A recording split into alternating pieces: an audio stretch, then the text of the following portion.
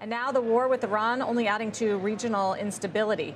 Joining us now to discuss the impact on the business community, co-founder and general partner of Aleph, Michael Eisenberg. It's good to have you back on, Michael. Nice to see you. Great to see you, Sarah. Glad to be here. How is the recent war with Iran, just in the last few days or so, impacted your life, the business community, what you do? Well, our life is one thing, and I'm talking to you from home right now. I just came back from Tel Aviv. I'll get to that in a second. And people have moved in, and there's a spirit of resilience here. And at the same time, it's very sad that the Iranians have targeted civilians, and there have been a number of civilian deaths and hundreds of injuries.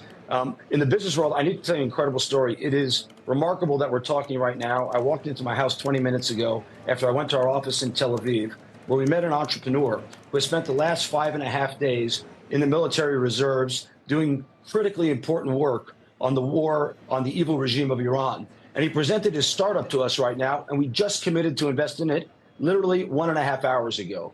And I think that speaks to what's going on here, which is people are fighting the war and the economy is resilient. We're doing our part. We couldn't be more excited about this company and this entrepreneur and the fact that he's able to juggle this. And by the way, he landed 2 contracts in the last 6 days because what they're working on both has military and civilian applications. And so the war has brought out all sorts of needs in both commercial and military applications that Israeli entrepreneurs are capturing. And I think it's just remarkable. I mean, that's what I was going to ask, the necessity and the fact that you mentioned that there are military applications. What sort of startups do you think we'll see as a result of this period now? Because Israel's been at war more than 600 days, if you go back to October 7th. What do you think? What kind of innovation do you think we'll see? As I said to you previously on the show, what's happened since October 7th is 2 things. One is you've had this incredible kind of live hackathon of people doing the most incredible things using technology. And at the same time, the aspirations for building and rebuilding the country and reshaping this region for economic prosperity has taken hold here. And so Israeli entrepreneurs are striving ever higher in doing this. Over the last couple of days, Emmanuel Macron took the terrible decision to try to cordon off the Israeli defense installation and booth at the Paris Air Show. You don't need to go there. Yeah, you don't need to go there. You just go to Tehran. Everyone sees what Israel is capable of in the innovation. So there'll be defense innovation. There's cyber innovation. There's fintech and financial innovation, because obviously tracking terrorist money breeds a lot of innovation in finance and in crypto and in other areas. And we're just seeing the most remarkable companies walk in the door. By the way, and that's true in the semiconductor supply chain also. But the walled-off exhibit at the Paris Air Show, I do wonder if it says something about foreign direct investment and investors, that have usually poured into Israeli startups. Has that made it tougher? Has the events made it tougher recently?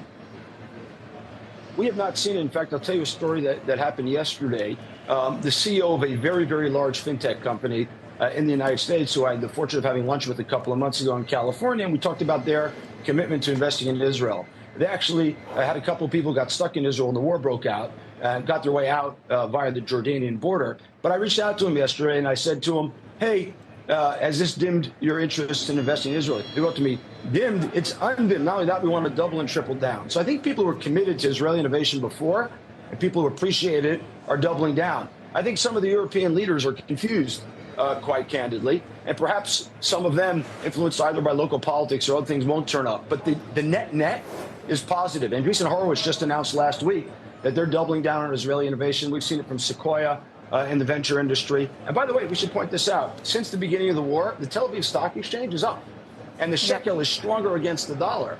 That's remarkable. Who would have believed that? It's basically at near all-time highs.